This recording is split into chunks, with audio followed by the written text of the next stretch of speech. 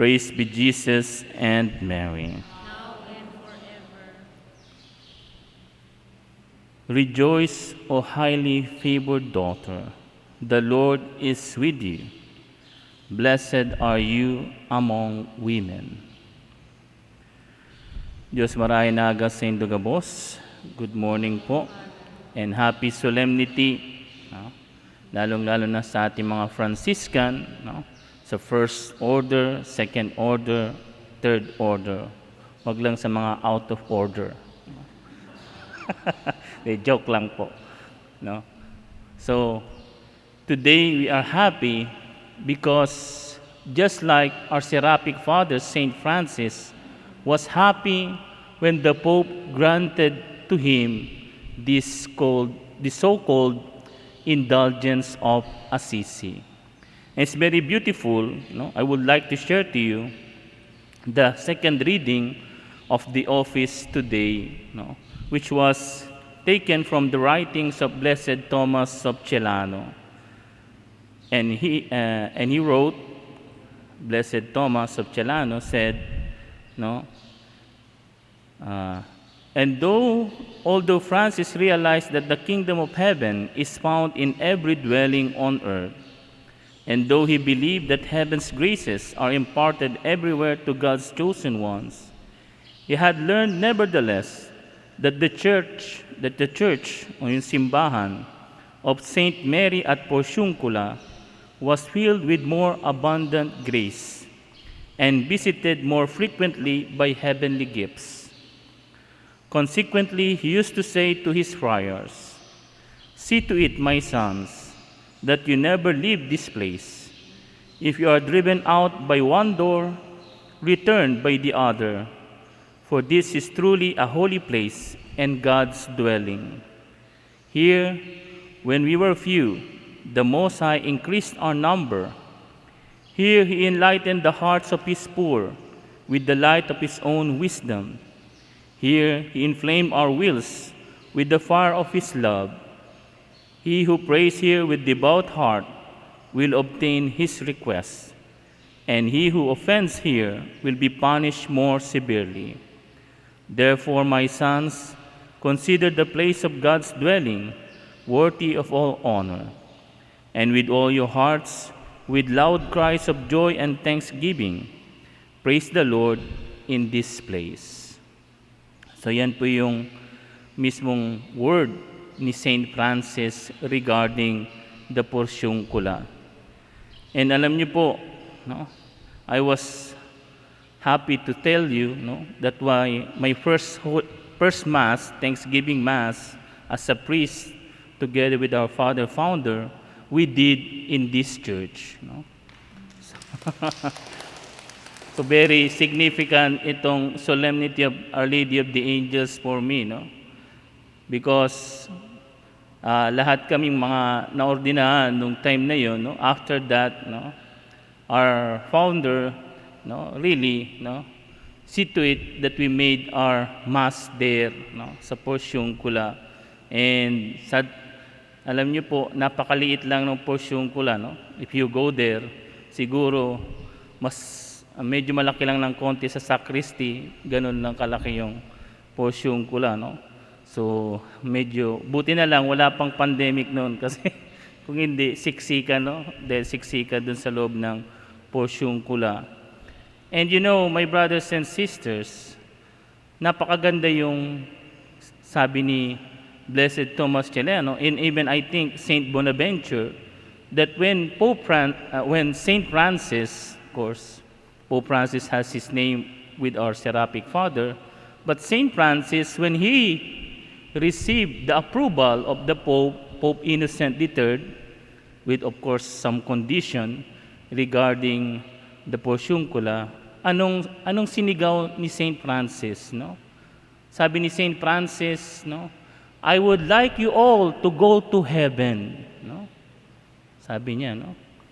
"I would like you all to go to heaven," no? Nung na-receive niya yung approval ng Pope, sabihin gusto niya, no, na lahat ng tao ay mapunta sa langit. And that is really, that should be our mission, no? not only by our Seraphic Father, but us as tertiaries, as Franciscan friars, sisters, second order, third order, no? That should be our mission, no? To bring souls to heaven. Madala natin ang ating mga pamilya, ating mga mahal sa buhay, sa langit. No? Kaya nga, di ba sabi, sa langit ang ating tagpuan. No? Kasi alam nyo, that is sad, nakakalungkot po, no? Na dumating ang panahon, tayo na sa langit, yung ating mga mahal sa buhay nandoon sa, hopefully, nasa purgatory, paano kung nasa kalalim-laliman? No? Di po ba? And how happy we are, no? That all our loved ones together with us, of course, let us make sure that also we will go there, no? Sama-sama tayo doon sa langit. And how Saint Francis really, no, desire all to go to heaven. Tanungin ko nga kayo, do you pray that your loved ones and you go to heaven? No? Pinagdadasal niyo ba yung inyong mga mahal sa buhay, no, na mapunta kayo lahat doon sa langit, no? Kasi, no, yun ang ating destination, no? And our Seraphic Father, remember, no, what is the connection with Our Lady of the Angels? This is very important, especially for us, Franciscans of the Immaculate. For Saint Francis, going to heaven is not disconnected or separated from true devotion to our Blessed Mother. No? Kaya nga sinasabi, no, na ni Saint Maximilian, which we will celebrate this August 14, no? Saint Maximilian said, no, na yung golden thread, no, golden thread of the Franciscan order started already with Our Lady of the Angels. No? Porsyungkula. No? Saint Francis is a Marian saint. No? Kasi minsan, no, some, sad to say, put a doubt whether Saint Francis is a Marian saint. But Saint Maximilian, no, proved that by this, no, devotion, this indulgence of Our Lady of the Angels, proved that our Seraphic Father is a Marian saint, that he loves Our Lady, no? And for him, no, going to heaven means having a true devotion to our Blessed Mother. Kaya nga, hindi po strange, no, or detached, or sabi nga, invention yung ating total consecration na ginawa ni Saint Maximilian or yung ating Marian vow. No, it's not. It is already, its seed is already there on that beautiful small portiuncula of Saint Mary of the Angels. No? Kaya nga, no, kung nagbabasa kayo ng True Devotion ni Saint Louis Grignon de Montfort, halos wala lang masyadong pagkakaiba kay Saint Maximilian. Bakit? Because, no, according to Saint Louis and Saint Maximilian, no, you cannot be saved without Mary. No. Whether you like it or not, no, Mary is part of the salvific plan of God. No? Ginusto ni Lord yun. Ginusto ng Diyos na gamitin si Maria para sa ating kaligtasan. Bakit mo sasabihin, ay, baliwala lang si ina, ay, ano lang yan, no? Palamuti lang, no. Mary is essential for our salvation. Because whether we like it or not, she was the one, She was the one chosen by God from all eternity to be the mother of His Son. And kung nakikinig po kayo kagahapon sa Caritas Answers Live, no, anong sabi po namin kasama si Father Jed? No? No? That our Blessed Mother, no, is, sabi nga, hindi katulad ng mga pagan, no, ng mga goddesses, no. And our Blessed Mother, no, kapag ka minaliit mo, if you put aside your love for our Blessed Mother, your erroneous idea or doctrine regarding our Blessed Mother, anong mangyayari? Damay pati yung doctrine ni Jesus. Kita nyo? Sabi nga, kagabi, di ba? Bakit galit na galit si Saint Cyril of Alexandria? Bakit nagalit si Saint Cyril of Alexandria kay Nestorius, who doesn't want to acknowledge Mary as Mother of God? Kasi, sabi ni Saint Cyril, if you question Mary as Mother of God, you are questioning the divinity of Jesus. No? Ikaw ba, sige nga, kapag yung nanay mo ay sinisiraan, kapag yung nanay mo ay binabaliwala, anong mararamdaman mo bilang anak, kung tunay kang anak? Di ba? Magagalit ka. Di ba? Malulungkot ka. Bakit nyo ginaganyan ang nanay ko? At kung anong ginagawa sa nanay mo, nagre-reflect sa iyo bilang anak. So, ganun din kay ina. No? Ganun din kay Mama Mary. No? When we downgrade our devotion to our Blessed Mother, it is also downgrading our love for Jesus Christ. No? And for Saint Francis, this is very, very important. At alalahanin po ninyo, no? Paano pinagdasal ni pinagdasal ni Saint Francis yung indulgence sa portiuncula.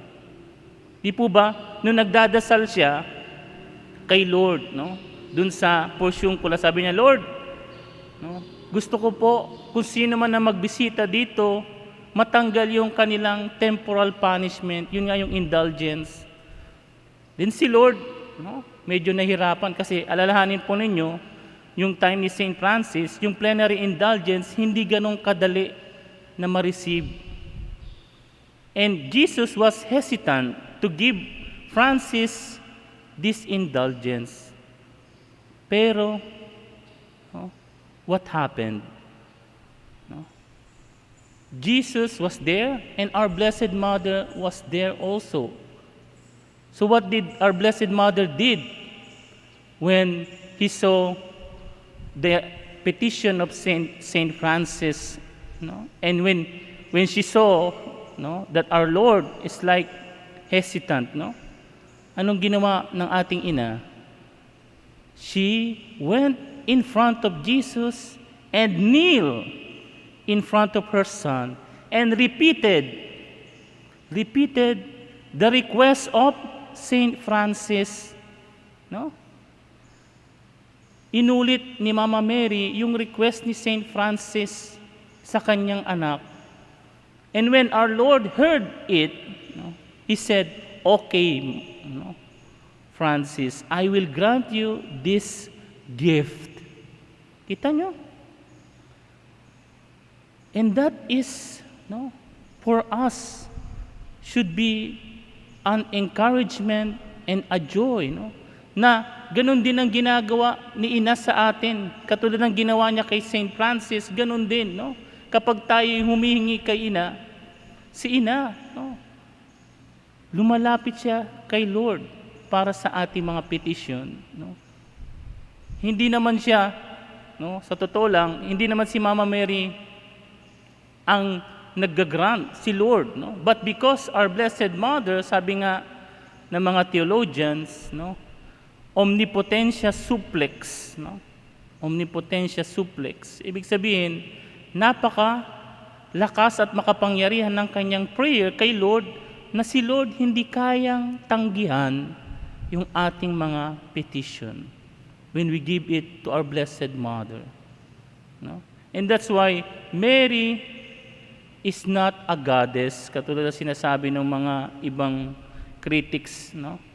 Mary is our mother. And Mary is our co-redemptrix because God willed. No? Hindi naman ako, hindi naman ikaw ang pumili kay ina, kundi si Lord. By giving her the dignity of motherhood. No? Kaya nga po, mga tugang, no, atin pong pasalamatan si ina, no, our Blessed Mother, for this great grace of the indulgence of Assisi. No? Kasi nga, no, dito ipinapakita gaano kaimportante yung ating debosyon kay ina at gaano kaimportante na madala natin ang ating sarili at yung ating mga mahal sa buhay sa langit.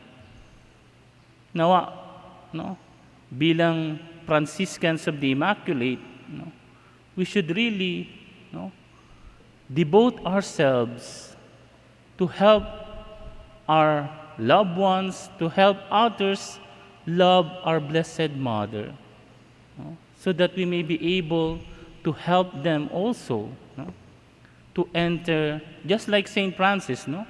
I would like, sabi nga ni Saint Francis uli, I would like to bring you all to heaven. No? Sana yun po ang ating maging mission, no? Hindi komisyon, kasi yung iba, hindi mission ang ginagawa, kundi komisyon, no?